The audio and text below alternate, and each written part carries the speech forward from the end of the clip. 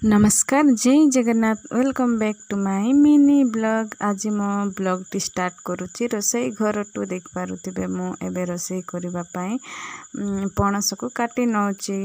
Actually मते गोटे आज पणसर गोटे तरकारी तैयार करिवार अछि। आमर आदिवासी लोक माने बहुत भल पाते से तरकारी को आउ ताको कुआ जाए आमलिया देसी आमलिया। आउ पणसरे मु केमिति देसी आमलिया तैयारी करुछि चलंतु आमे देखिबा। तो देखि पारुथिबे संग माने मु शीघ्र शीघ्र केमिति काटी नौची। आमलिया तैयार करिबा को कोन कोन सब निया जाए से जिंस आपण माने को देखौछि। लंका अदा रसुण तापर चाउल ए सब को पेस्ट करिकी आमे सेतिरे गळाई देले सेटा आइ गला आमलिया। देख पारुथिबे मु खरा रे केबळी भाबरे रोसई करुछि। आउ माने गरम को भीतर करिया बनाई तो सति पय मु खरा पाके माने बाहर चाई पाके करुछि। फाइनली मोर आमलियाटा रेडी हो जाइछि। देख पारुथिबे एमिति भाब एई प्रोसेस रे आमलिया तैयारी करंती हम देसी लोक माने। आ बहुत ही टेस्ट लागे आ सप्ताह को थरे तो निहाती खाइबा दरकार। तो देख पारुथिबे मु मोर तरकारी को रेडी करि देइछि।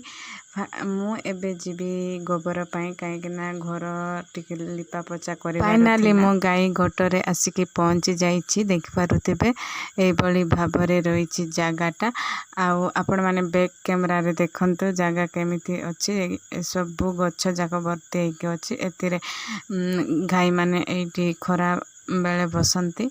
आउ मु एबे गोबर गटे कि नौछि। देख पारुथिबे घर टिके लिपा पोचा कर। खरा विषय रे कोन कहबी फ्रेंड्स बहुत ही खरा होछि 45 डिग्री खरा।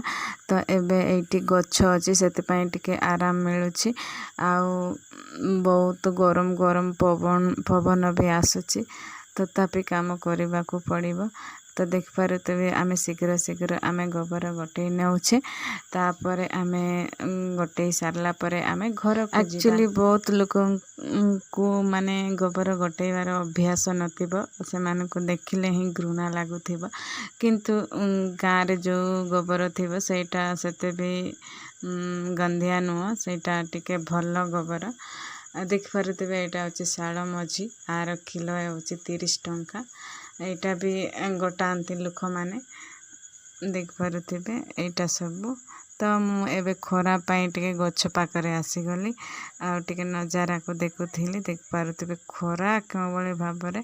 फाइनली मोर गोटा गोटी सरी जाइछि। मु एबे चालुछि घर को बोई सारिला परे मु जीबी एबे घर को। आउ